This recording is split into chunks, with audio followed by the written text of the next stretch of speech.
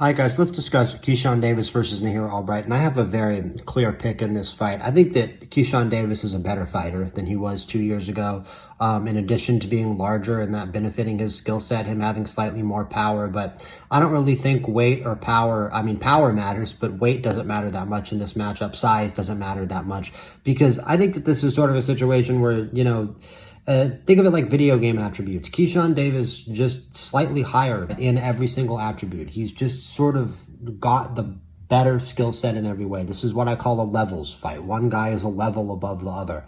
Now, Nahir Albright has a very legitimate win on his record in Dennis Berinchik, who beat Emmanuel Navarrete. So this is a real championship fight. Nahir Albright is a championship level fighter, maybe not necessarily a champion level fighter, but in the sport of boxing, he's definitely a respectable opposition at this weight for any champion. With, some of the people we've seen be allowed to get into a ring for a belt, Rico Verhoeven with his one professional fight. Nahir Albright's 2 losses are both solid and respectable. And he's somebody who excels at doing the most with what he has, right? He does not go outside of his means. He's a very capable inside fighter. He stays behind his guard. He stays safe. He's difficult to finish. He's difficult to deal with. He's a tactician, like so many fighters who, despite not having the most obvious physical gifts or athleticism, make it to this level in boxing. It really is about ring IQ and tact, and also, his willingness to, use tactics that other people aren't willing to use. He is a little bit of a dirty fighter. And it's funny that it wasn't him who was the reason why this all spilled out of the ring. He put on a great performance against Keyshawn's brother, Kelvin, and Keyshawn got salty, went backstage in a fight that he'd already missed weight for and been, cut off of the main event, and was in the crowd to watch and support his brother. Well, his brother loses his 0, and so Keyshawn promptly crashes out and headbutts Nahir Albright backstage, prompting this rematch. That's the best, briefest summary I can possibly give you of all of the drama leading up to this fight. But to me, I think that drama will serve really only to, and I think it's part of why Keyshawn seems a little low-key in the lead up to this fight. And why I think, people have made a little bit too much about him seeming a little unsure of himself in the lead up to this fight. Sort of like how Canelo seemed a little unsure in the lead up to Terrence Crawford, I guess, right? Sometimes it's just easy to tell that a fighter's a little low-key. I think it's more of Keyshawn understanding the task at hand and not wanting to get too psyched up. He knows that Nahir Albright is psyched up for this fight. He knows Nahir Albright is pissed off. And Keyshawn himself knows that he wants to avenge his brother's loss. So, he has a task at hand. And Keyshawn is, let's be honest, he's a killer. He's a finisher, right? He already has the finish in mind. He's already thinking about ending this fight and walking this fight off. Like, genuinely, I think he's going to end this fight pretty quickly. I think Nahir Albright is the one who's going to expose himself. That Nahir Albright, his game is predicated upon staying within himself. He's not going to stay within himself in this fight. He's going to get mad, and he's going to do something stupid. He's going to make a mistake. He's going to lean out too far forward. He's going to leave his head unprotected, and Keyshawn is going to rant like a bell. That's really what I think is going to happen in this fight. That's my read on this fight. It's pretty short. It's pretty simple. But that's been my dedicated pick in this fight for a while, because I just kind of feel it coming. Keyshawn wants bigger things in his career. I do actually think that he is a little more resentful than he's letting on for how he acted, especially when you're considering the missing of weight, and whether or not that's because he got caught and because of the public sort of reaction to, his antics on that weekend.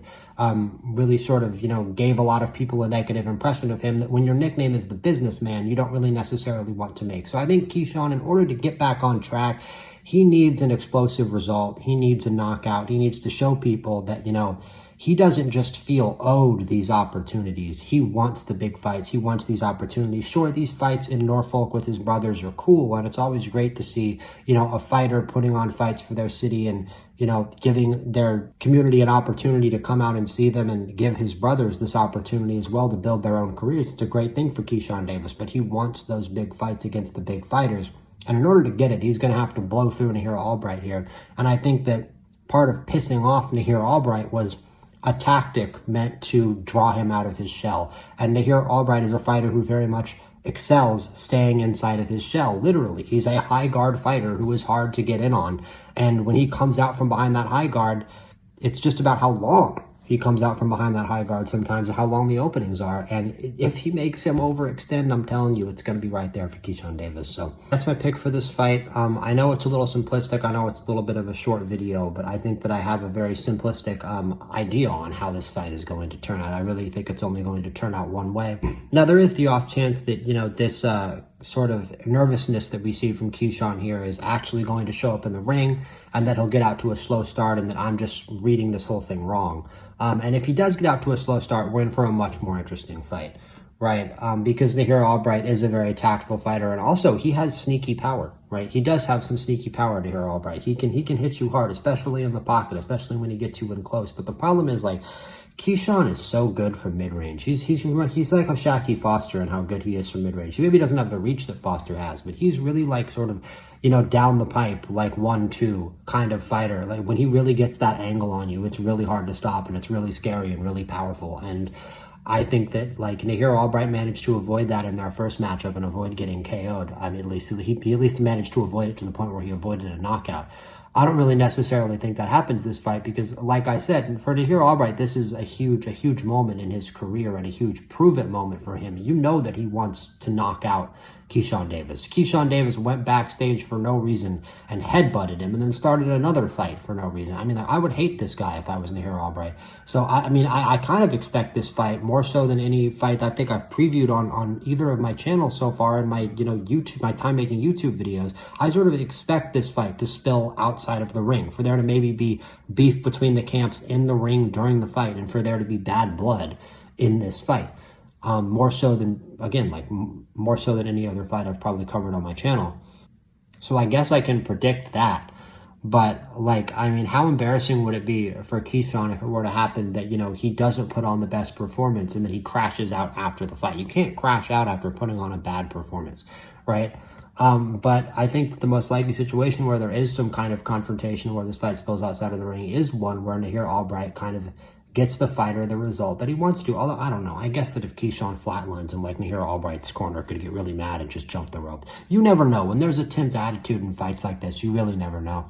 So, yeah, to summarize my thoughts on this fight, I think that Nahir Albright is, you know, a competent defensive operator. I think that he's a tough fighter to deal with. I think he's a scrappy inside fighter, but I also think that he does fall in love with his power at times. He knows that he can rock people. He is very good at landing, you know, unexpected, dangerous shots, but again, he knows that, and I think that if he overcommits, Keyshawn Davis is going to make him pay in this fight. So, I think that can either happen over and over again, because like I said, levels fight, right? I think Keyshawn is just levels above Nahir Albright. So I think he can do that over and over again, or I think he can land him with one big shot if Nahir makes a bad enough mistake. So, yeah, those are my thoughts on this fight. Like and subscribe for more combat sports content, and I'll be back very soon with the next one.